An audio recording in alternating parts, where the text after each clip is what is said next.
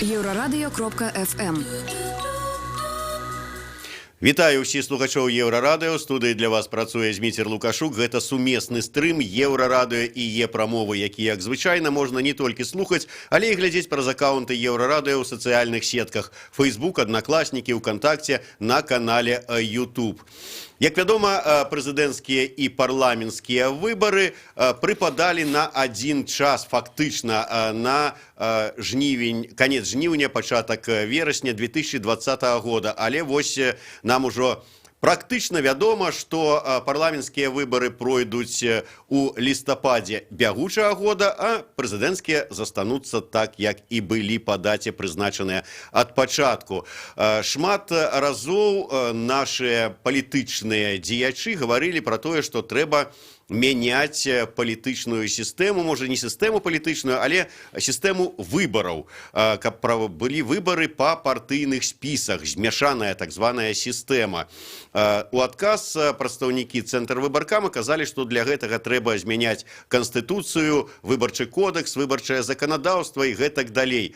Але не ўсё так проста. Дакладней, можа быць, насамрэч усё прасцей, чым нам расказваюць. Пра тое, ці можна пры сённяшнім заканадаўстве, пры дзеючай канстытуцыі пачаць выбіраць дэпутатаў па змешанай сістэме, мы і пагаворым з маім госцем. А гэта былы старшыня Канстытуцыйнага суда, экс-генпракурор Беларусі, а зараз загадчык кафедры канстытуцыйнага права юрфака БДУ, спадар Рыгор Василевич. Добрый день, Рыгор Алексеевич. Добрый день. Рыгор Алексеевич, вот сапраўды па ва ўсёй, калі браць, там, скажем, Еўропе, в асноўным і ў Амерыцы там ідзе такая, ёсць змяшаная сістэма выбарчая і ідзе галасаванне па партыйных спісах. Гэта гарантыя таго, што партыі, якія перайшлі нейкі пэўны такі рубеж, яны гарантавана сваіх прадстаўнікоў накіруюць у парламент, нейкія там іншыя структуры. Чаму да гэтага часу Беларусь, на ваш погляд, не перайшла на гэтую сістэму? Уважаемый Дмитрий Алексеевич, я поспробую отказывать на ваше питание все ж на русской мове. Як вам зручней? Так вот, отвечая на ваш вопрос, хочу заметить, что, в общем-то, в Европе используются две системы. Мажоритарная, пропорциональная, достаточно часто, более часто пропорциональная система.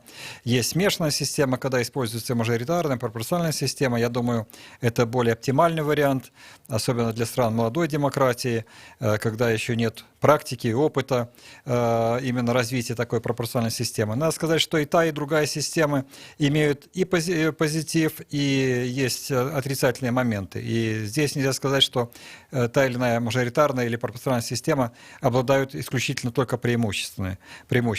Мы, конечно, привыкли к тому, что у нас действует мажоритарная система советского времени и постсоветский период, поэтому, конечно, привычнее может быть эта система. Но то есть сила привычки отрывается?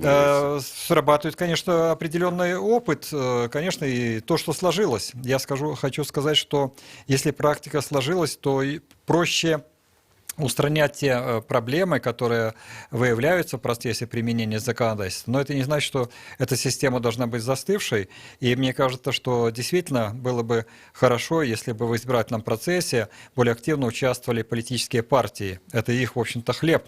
И они для этого создаются, в отличие от общественных объединений, для того, чтобы приходить к власти. И это не что иное, как возможность, в общем-то, представительства в парламенте различных точек зрения. Это, так сказать, в этом позитивный момент. Я полагаю, что пропорциональная система вполне приемлема, имея в виду в сочетании с мажоритарной системой, то есть смешанной. Какой может быть, так сказать, расклад мандатов тех, кто избирается по мажоритарной системе, и тех, кто избирается по пропорциональной системе, это уже вопрос из законодателя. Но политические партии, у нас, по-моему, около 15 партий действуют в Республике Беларусь, наверное, себя не сильно пока проявляют, и пропорциональная система позволила бы как раз выкристаллизовать вот те политические силы, которые пользуются большим приоритетом или уважением со стороны избирателей. Это тоже, в общем-то, важно, потому что когда есть представительства различных точек зрения и взглядов, то сама политическая система, куда входит и государство, другие элементы, развивается более динамично и успешно. Это как раз один из элементов системы разделения, в общем-то, ну, как говорят, властей, но это в широком плане разделение и система сдержек противовесов, которая работает. Поэтому я думаю, что в этом направлении можно работать, развивать законодательство. Но у меня возникают большие сомнения, что именно вот в этой части обязательно надо корректировать Конституцию. Мне представляется, что та глава, которая посвящена избирательной системе, она позволяет, в общем-то, скорректировав избирательный кодекс, проводить выборы именно по этой системе. Конечно... Давайте мы вот до гэтага пытання больш падрабязна крыху пазней. Я просто зараз удакладніцца. Вы сказали, что, ну вот, калі будзе такая, выбачаюся, прапорцыйная система, то гэта гарантыя фактычна таго, што прадстаўнікі партый, ну, якія пра сябе заявілі, што яны трапяць у парламент. Адпаведна, у сябраў партыі ёсць нейкая зацікаўленасць, што вот, ну, як скажем, перспектыва кар'ернага росту ці палітычнага росту, што вот я прыйшоў у партыю, я займаюсь партыйнай работай, я сябе пакажу, будзе давер і з боку партыі, і з боку выбаршчыкаў, я траплю ў парламент, там сябе пакажу, там да ўлады неяк вот партыя моя прыйдзе. Такім чынам атрымліваецца, што калі ўлада не хоча ісці насустрач гэтым прапановам, уводзіць прапорцыйную сістэму, яна фактычна, ну, свядома, как бы так закрывая партыям магчымасць патрапіць в парламент, ну и как бы и свядома іх прыдушвае крыху, таких жыццё больш не робіць актыўным. Я говорю о гипотетической возможности как раз участия в выборах партий по такому списку, по пропорциональной, извините, системе. Это не значит, что прямо вот будет введена эта система, будет нам всем счастье. Еще для того, чтобы эта система сложилась, чтобы традиции сложились, культура, если хотите, партийной работы. Знаете, сколько должно пройти этих волн избирательных кампаний? То есть это не все так однозначно. Вот ввели пропорциональную систему, и сразу, так сказать, все стало идеально. Ну, починали ж неколи но я говорю о том, что да, эта практика складывается, но для того, чтобы она была отшлифована, действительно, и чтобы партии, представители партий в парламенте проявили себя и работали в интересах граждан, тут большая работа предстоит, конечно, и со стороны самих политических партий, и со стороны вообще общества. Но и по избирательному округу представители партии тоже могут баллотироваться, и партия может поддерживать этого представителя, и там в парламенте в таком случае будут представители партий. То есть вопрос, может быть, о таком формальном аспекте, как приобретают эти лица мандаты в парламенте, не более того. Но и та система, я с самого начала сказал, имеют и плюсы, и минусы. И пропорциональная система тоже самое имеет проблемы, потому что часто люди голосуют, потому что знают лидера. Возьмите ЛДПР. ЛДПР. Ну, Жириновский, там можно, так сказать, еще несколько фамилий назвать, не более того. А ЛДПР в Госдуме одна из таких крупных фракций. В этом тоже недостаток. По избирательному округу, когда идет человек, то люди в большей степени знают. И одно время возражали против того, что трудовые коллективы обладают правом выдвижения кандидатов в депутаты, что якобы трудовой коллектив, кстати, это по нашей Конституции, это один из элементов политической системы, именно вот в этом сегменте, когда трудовой коллектив выдвигает кандидатов в депутаты, например. Это тоже участие определенное, так сказать, в этой политической борьбе или работе. Трудовой коллектив, конечно, лучше знает кандидатов, которые выдвигаются, но это не значит, что здесь перечеркнута возможность, скажем, путем сбора подписей, у нас предусмотрено, скажем, депутат Палаты представителей может собрать 1000 подписей и тем самым быть выдвинутым в парламент, в Палату представителей. Поэтому эта система ни та, ни другая не является такими идеальными, но я считаю, мажоритарно отработана. И это вопросы законодателя. Как он посчитает? Вопросы действительно президента, как главного субъекта политического процесса, субъектов, обладающих правом законодательной инициативы. Какие будут внесены изменения в избирательный кодекс, если они будут внесены, вот по этому избирательному кодексу и будет проходить избирательная кампания. Скажите, вот ваше меркаванне, калі вот мы уже тут начинаем говорить про то, что вот пропорцыйная система, партыйныя спісы и гэтак далей, але может быть першым гэта ўжо уводзіць у жыццё, ці можа быць паралельна варта такого пытання крануць як дзяржаўнае фінансаванне партый, бо зараз за што жывуць там партыі? Ну, нехта кажа там пра заходнія гранты, нехта там кажа, няма заходніх грантаў, толькі там унёскі нашых партыйцаў, але тым не менш, калі ёсць дзяржаўнае фінансаванне, партыі ёсць за што займацца сваёй дзейнасці, і тады ўжо как бы ёсць сэнсы ў партыйных спісах, а да гэтага... Дмитрий Алексеевич, но вы романтик, наверное. Вы знаете, что у государства много проблем, которые оно должно решать. Если еще политические партии будут финансировать государство, то это в идеале. Наверное, со временем, может быть, со временем. Есть государства, где налог, например, на содержание церкви. Есть государства, действительно, где оппозиционную силу финансируют в той или иной мере. Ну, я не думаю, что в странах вот новой демократии, молодой демократии, которая только, так сказать, развивается еще, мы сейчас можем решать эти вопросы. Это с точки зрения рассуждения, с точки зрения того, как может быть решено, это уже другие аспекты. Кстати говоря, вот если стремиться к этому, к пропорциональной системе, я так даже бы предложил, если нужно обкатать, попробовать проводить эти выборы пока в областные советы, Минский городской совет по смешанной системе. Вот до 60 депутатов, 40-60 депутатов, может быть, в этих советах. Ну, можно попробовать, что с этого будет. Пусть граждане посмотрят, как будет работать это звено местного самоуправления, областные советы. Потому что мы вспоминаем 90-е годы, там многое, что было сделано. Я считаю, Верховный Совет 12-го созыва, откуда вышло очень много представителей, и таких известных, и в том числе и наш президент, именно из когорты этих депутатов. Но они много сделали для становления белорусского государства. Прежде всего, приняли Конституцию. 25 лет со дня принятия Конституции в марте этого года, и с чем я поздравляю всех наших радиослушателей, кто смотрит. Это большое событие. И надо дать должное Верховному Совету именно вот этого созыва 90-95 года, что он создал основой национальной правовой системы, в том числе и Конституцию. Так вот, на первых порах, особенно первые сессии, они были, ну, очень такими непростыми. Я подбираю слова в данном случае, потому что непростыми. И такая притирка была и со стороны тех, кто находился во власти, и тех, кто пришел вне власти, был в оппозиции. Не все было, так сказать, стройно и гладко. И не всегда было абсолютно идеально со стороны этих сторон. Поэтому, если что-то меняется, какие-то существенные коррективы вносятся в законодательство, то это не значит, что прямо все гладко пойдет. Ну, вот вы кажете, адкуль гроши возьмутся на финансование партий, знаходятся ж гроши на финансование Белой Руси и БРСМ. Я не кажу, что тады знойдется на это. Хай поделятся. Но мы говорим о членских взносах, это одно дело, членские взносы, а другое из партийной, из бюджета. Тем более, это не что иное, как финансирование политической силы, и с какой стати вы, например, будете финансировать партию, не знаю, коммунистов, или наоборот, я какую-нибудь партию. Это не все так то есть за мои податки, а я скажу, а что это вот за эту партию? Да, а мне скажут, а зато и вот это отрывливает. Начнутся разногласия. Нет, я думаю, что это пока фантазии. Пакуль фантазии.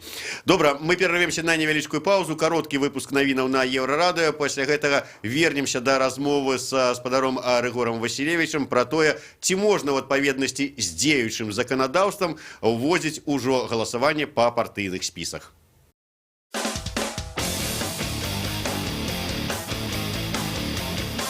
Еўрарадыё. Лаві нас кожны будні дзень на FM. Раніцай о 6 і ўвечары о 23. У Гродні на хвалях радіорація 98,1 FM. У Брэсце 99,2 FM. Даведайся пра галоўныя падзеі дня з праграмаў «Петарда» і «Еўразум». Слухай «Еўразум» з панядзелка па пятніцу о 18, а «Петарду» о 20. Нон-стоп наш эфир доступны у интернете по адресе euroradio.fm и euroradio.by. Слухай Еўрарадыё праз спадарожнік Астра 4А. Абяцаем альтэрнатыўную музыку, свежыя навіны ды эксклюзіўныя рэпартажы. Долучайся до нас у социальных сетках. Еврорадио. Час ведать, что отбывается.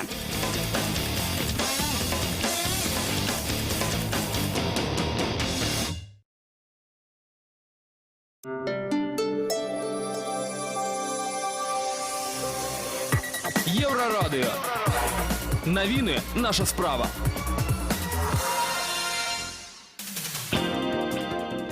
Вітаю, каротка пра асноўныя падзеі. Арганізатары чарнобыльскага шляху заявілі, што патрабаванне плаціць міліцыі – гэта парушэнне Канстытуцыі. Нагадаю, што сёння арганізатары чарнобыльскага шляху паведамілі, што традыцыйнае шэсце 26 красавіка не адбудзецца. Грамадскія актывісты адмаўляюцца плаціць больш за 5000 рублёў, гэта $2500, за паслугі міліцыі. Патлумачылі ўрадам, што самі забяспечаць парадак пасля акцыі і падчас акцыі, аднак па законе мус усё адно выставіць гэты рахунак. Белнафтахім ацаніў свае страты. $100 мільёнаў. Расіяне едуць у Мінск на перамовы. Гэта павінна адбыцца заўтра 26 красавіка. У нашу сталіцу на перамову прыбудуць прадстаўнікі расійскай кампаніі «Транснафта». Белнафтахім ацаніў страты сітуацыі з няякаснай расійскай нафты. Яе пастаўкі прывялі да таго, што наша краіна спыніла экспарт светлых нафтапрадуктаў. Пра ўсё гэта распавёў намеснік старшыні канцэрна «Белнафтахім» Уладзімір Сізоў. Праблемы з расійскай неякаснай нафтай датычаць не толькі Беларусі, але і ўсёй заходняй Еўропы. Нямецчына і Чэхія спынілі прыём нафты на трубаправодзе «Дружба». Пра гэта паведаміла сёння Reuters. Раней такі крок зрабіла і Польшча. Reuters не выключае, што заходнія пакупнікі выставяць пазовы расійскім пастаўшчыкам. Паказчык арганічных хларыдаў расійскай нафце перавышае ліміт у 30 разоў і можа прывесці да сур'ёзнай прамысловай аварыі. Светлана Адзінец, служба інфармацыі Еўрарадыё.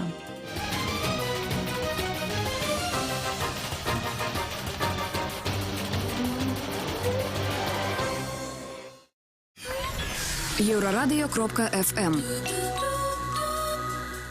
Вітаю ўсіх слухачоў Еўрарадыё. У студыі працуе Зміцер Лукашук. Гэта сумесны стрым Еўрарадыё і Е-прамовы. І разам з былым старшынёй Канстытуцыйнага суда, загадчыкам кафедры канстытуцыйнага права юрфака БДУ Рыгорам Васілевічам мы гаворым пра тое, ці магчыма сёння пры дзеючым заканадаўстве праводзіць выбары па прапарцыйнай сістэме, прасцей кажучы, па партыйных спісах. Спадар Рыгор пачаў ужо ў першай частцы нашай размовы казаць пра тое, што нават дзеючая Канстытуцыя дае магчымасць такія выбары праводзіць. Але можна я крыху ухілюся так пра Канстытуцыю.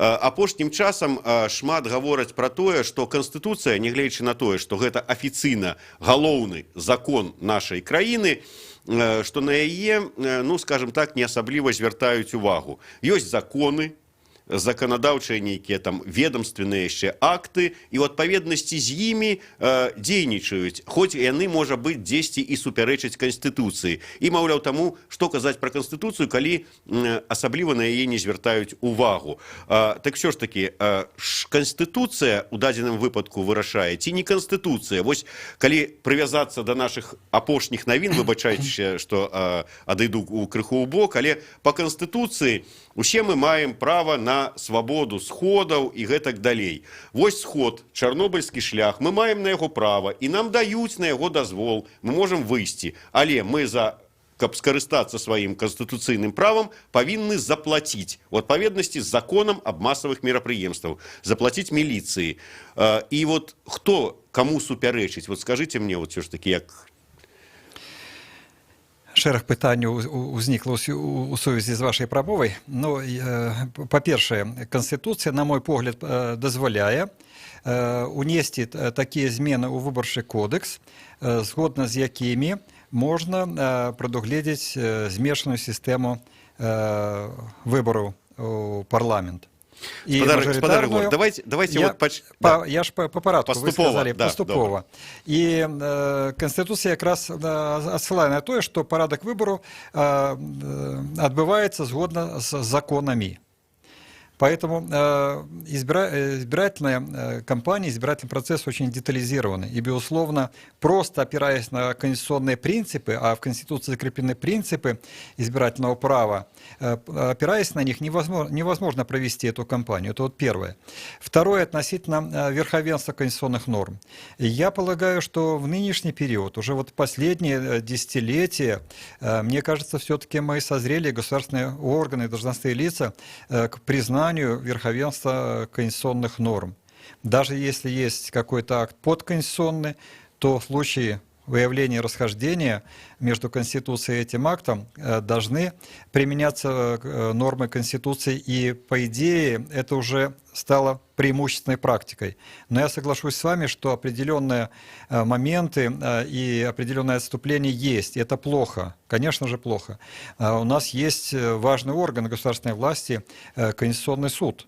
И Конституционный суд должен проявлять себя более активно в этой части, в части подтверждения верховенства конституционных норм, вынося собственные акты на этот счет. Не обязательно даже заключение, даже решение. Когда-то Конституционный суд был лишен права возбуждения производства по собственной инициативе, и я считаю это правильно, потому что он не воспользовался на первом этапе как раз вот этим правом, поступая объективно. Было много субъективного. Это мое субъективное мнение, если хотите. Сейчас и в Кодексе о судоустройстве статуса судей, и прежде всего в Законе о конституционном судопроизводстве 2014 года предусмотрено право Конституционного суда рассматривать конституционность актов в случае наличия в них пробелов и противоречий даже по обращению граждан. Вот интересная формула. Не буду вдаваться, это вопрос уже более длинный, поэтому Конституционный суд должен здесь работать на опережение, и не просто возникла новая проблема, и давайте мы с этого момента ее будем решать. Очень часто проблема долгоиграющая, она была в предшествующий период, и вы, пожалуйста, определите, что все то, что было раньше неконституционное, оно должно быть, так сказать, таким образом исправлено, чтобы права были восстановлены. Третий аспект относительно реализации права на свободу массовых мероприятий. Да, у нас существует разрешительный порядок. Есть сочетание уведомительного и разрешительного порядка проведения этих мероприятий. И, конечно, это более такой, жесткий, более отрегулированный порядок организации таких массовых мероприятий. Вы говорите о компенсациях, о возмещении каких-то расходов, которые понесли государственные службы, органов внутренних дел, другие службы. Но в этом что-то есть. Потому что, конечно, затраты несут. Но насколько эти затраты отвечают тем, условно говоря, расходам, это уже вопрос. Поэтому я отсылаю к Конституционному суду. В мою бытность мы приняли 400 решений, около 400 решений. И эти решения внесли, я считаю, огромный вклад в обеспечение права граждан на судебную защиту. Мы сняли много ограничений, в том числе и право тех лиц, которые находятся в местах лишения свободы, обжаловать в суд наложенное взыскание администрации колонии, которая влияла на условно-досрочное освобождение. Право на юридическую помощь. Вот недавно, так сказать, подтвердили право на пользование услугами адвоката в любой момент. Да это записано уже давно в Конституции. И решая этот вопрос, надо было просто сказать, что то, что было ранее, это было нарушение. Ряд вопросов, связанных с прекращением производства по уголовным делам, обжалование оснований прекращения производства по делу и так далее. Много было решений. Я полагаю, что ныне Конституционный суд активно работает, но вот увлекшись этим предварительным конституционным контролем, мне кажется, Конституционный суд меньшую лепту вносит в разрешение тех спорных моментов, которые возникают на практике, в том числе по тем вопросам, которые вы затронули. Я сейчас не берусь оценивать с точки зрения конституционных норм вот этот факт компенсации этих расходов, возмещения расходов, но насколько они соразмерны, а это принцип соразмерности, председатель Конституционного суда много говорил, выступая о принципе соразмерности, пропорциональности, мы об этом лет 15 назад в Конституционном суде уже сказали, что этот принцип очень важный, принцип соразмерности, пропорциональности ответственности, ограничение прав и так далее. Вот здесь поле деятельности Конституционному суду. Угу. То есть, фактично, в принципе, вы думаете, что магчыма вот такие оплата милиции падчас массовых мерапрыемств, это как бы нормально, одиная справа, что, может быть, про суммы идея размова. Я полагаю, что это можно оценить, потому что, конечно же, здесь много нюансов.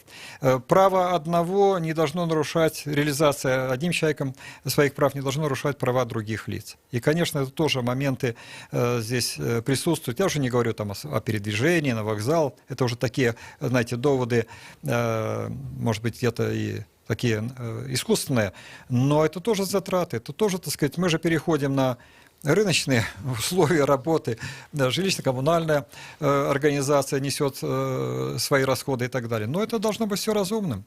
Ну да, просто тады яно павінна разумна быць і роўна для ўсіх. Таму што вот, да прыкладу, прыгадаем недаўнія, калі пілавалі ў курапатах крыжы. Лясгаз гэтым займаўся.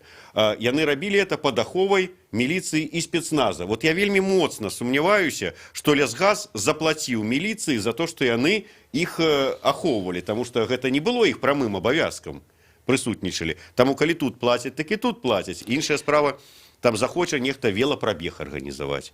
І зноўку, каб яго правесці, плаці милиции, коли все в отповедности с законом. Ну, с велопробегами и прочими, так сказать, мероприятиями такого рода спортивными, вы знаете, есть определенное сомнение, что здесь не надо, так сказать, зажимать эту инициативу граждан.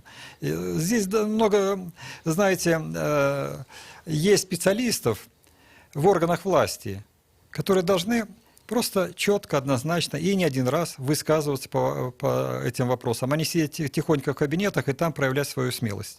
Вот тут я цалкам з вами згодны.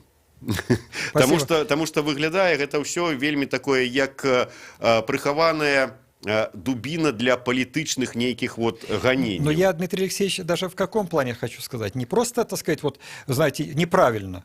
Нет, если правильно, если все предусмотрено в законодательстве, они считают, что правильно, так ты выйди на экраны, в электронные средства массовой информации и проясни позицию, что вот именно так это правильно. Вот я это имею в виду. Я не говорю, что правильно, неправильно. Пожалуйста, вперед на амбразуру, вперед на мины. Тем чиновникам, я говорю, которые сидят в кабинетах и давно засиделись. Ну, але вот ваше асабістае уже на заканчэнне гэтай тэмы, ваше асабістае меркаванне уже просто як эксперта у канстытуцыйным праве. Як вы думаете, вот гэты закон, гэта норма закона, якая вымагае аплаты дзеянняў міліцыі падчас масавага мерапрыемства, яна супярэчыць канстытуцыі і норме канстытуцыі права на свабоду сходаў? Я бы не сказал, что вот в этой части здесь не может быть именно таких норм, которые предусматривают действительно необходимость возмещения тех расходов, которые несет государство, в данном случае государство. А вот с точки зрения обоснованности тех сумм и затрат, здесь можно было посмотреть. То есть я, в принципе, не исключаю такое. Что такой порядок может быть.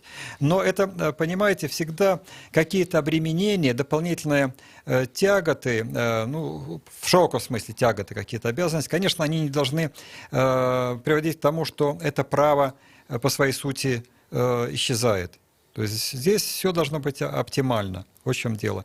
И Конституция, которая принята 25 лет назад, как я уже сказал, она как раз нацелена на развитие и личных прав, и политических прав, и свобод, экономических, социальных, культурных прав, свобод. Поэтому здесь надо подходить оптимально и разумно. Ну и вернемся до выборов. Все-таки вот вы сказали, что маўляў, вот дзеючая канстытуцыя дазваляе, в прынцыпе, праводзіць такія выбары, каб можна было выбіраць, простай мовай кажучы, па партыйных спісах. І нават прапанавалі дзе-небудзь на ўзроўні абласных там ці раённых саветаў апробаваць, як спрацуе гэтая сістэма. Такім чынам, вот на сённяшні дзень, калі вот, скажем, у лістападзе у гэтыя парламенцкія выбары, калі будуць, ці там пазней троху будуць выбары мясцовыя саветы, ужо можна, і для этого не трэба казаць, што ой, як аргумент заўсёды, ой, уже мало часу засталося да выбараў, не паспеем унесці праўкі ў выбарчае заканадаўства, то есть можна не ўносіць, можна ўжо. Ну, вы сказали, ой, не поспеем, и где-то что-то в этом есть, понимаете? Конечно, участники этого избирательного процесса, в принципе, конечно, они должны как-то, ну, загодя знать о новых правилах игры. Не, я маю на увазе И- вот это новые правила гульни. Их можно уже гулять по этих новых правилах, але Без вот изменения, действующий- да. без изменения в избирательный кодекс, конечно, невозможно. Без внесения изменений. Конечно, избирательный кодекс должен быть скорректирован. Но, на мой взгляд, безусловно, это мое мнение. Мне кажется, что Конституция позволяет вот, использовать эти два варианта, и мажоритарную и пропорциональную систему, или проводить по смешанной системе. Но надо менять избирательный кодекс. А законодательный процесс, он достаточно такой трудоемкий. И мы часто видим, когда спешат законодатели или, так сказать, разработчики, и получаются не очень качественные законы. Это тоже проблема есть. Поэтому вопрос в подготовке проекта, в инициировании проекта, в ее принятии, то есть это непростое, так сказать, дело. Уже май, июнь, ну, считайте, 2 месяца, сложно внести такие изменения. Але удакладнюся, сама больш за ўсё складана ўнесці адпаведныя праўкі ў Канстытуцыю, таму што для этого патрэбны рэферэндум. У дадзеным выпадку ў Канстытуцыю ніякіх правак унесці не трэба, рэферэндумаў нам не трэба по этому пытанню. Ну, я полагаю, в этой части для того, чтобы менять избирательный кодекс, изменения в Конституцию в этой части не требуется, на мой взгляд. Выборчий Какие код... препятствия? Вот вы, наверное, общались с экспертами иными, если кто-то говорил, что надо менять Конституцию. Какие нормы мешают тому, чтобы у нас была введена пропорциональная система или смешанная, простите, система? Я лично не слышал таких аргументов. Конституция, в общем-то, есть так построена. Есть нормы, которые имеют прямой характер действия. Есть нормы, которые обозначают какие-то границы, и в то же время в рамках этих границ должен действовать, быть принят закон, и должен действовать соответствующий закон. Так вот, принципиальные моменты решены в Конституции. Я не вижу 5 этих принципов избирательного права: всеобщее, равное, прямые, свободное, тайное голосование. Вот они предусмотрены. И для пропорциональной системы это тоже все уместно. Но для реализации этих принципов необходим закон. Статья 71 как раз говорит о том, что порядок проведения выборов определяется законами. И я уже сказал о том, что принципов этих недостаточно. С тем, чтобы не было споров определенных, так сказать, на всех стадиях избирательного процесса, надо все эти моменты расписать очень четко. А паколькі наши депутаты парламента валодаюць правам законодаўчай ініцыятывы, то любы депутат, там, будь то Канапацкая, Анісім, ці Марзалюк, ці яшчэ там хто прадстаўнік партыі палітычнай, могуць распрацаваць законопроект по адпаведных праўках и унести его на разгляд. Юрий Алексеевич, они то могут, но может у них взгляды иные. Может их устраивает та система, которая есть. Я лично тоже за сохранение мажоритарной системы. Мне она кажется более приемлемой в силу того, что люди в большей степени знают кандидатов на эти выборные должности, могут знать. Другое дело, что должна быть большая активность во время избирательной кампании, агитационная работа должна проводиться. Вы знаете, 90-й год, я прекрасно помню тот период. 89-й Союз, 90-е годы, февраль-март у нас по 15 кандидатов шло. И это не просто было формально, по округу. Это была настоящая борьба, и люди были заинтересованы.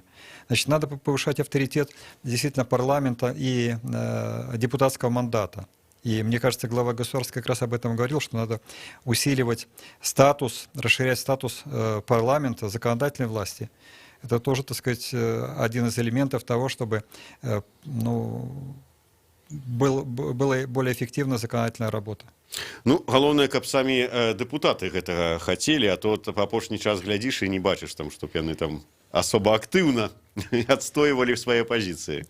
Ну, вы, журналисты, все замечаете. Дякую вялікі. Я нагадаю, што ў нас у гасцях сёння быў загадчык кафедры канстытуцыйнага права юрфака БДУ, былы старшыня Канстытуцыйнага суда і былы генпракурор Рыгор Васілевіч. Калі трэба выбары па партыйных спісках, то самі палітыкі хай за гэта і змагаюцца і адстойваюць гэта права. Дзякуй вялікі. Сумесны стрым Еўрарадыё Е-прамовы. У студыі працаваў Зміцер Лукашук.